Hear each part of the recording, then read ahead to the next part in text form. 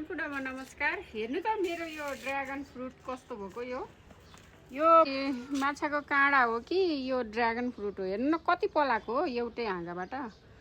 एउटा पनि यो काँडा खाली छैन के है। अब यसलाई चाहिँ हजुरहरूले के गर्नुहुन्छ, यो चाहिँ येल्लो के पयालो जातको हो।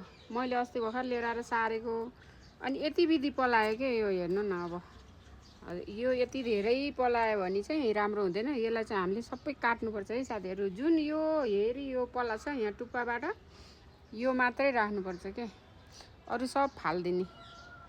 अरू सब फालेर अनि यसलाई चाहिँ बढाएर माथि माथि लैजाने है साथीहरू।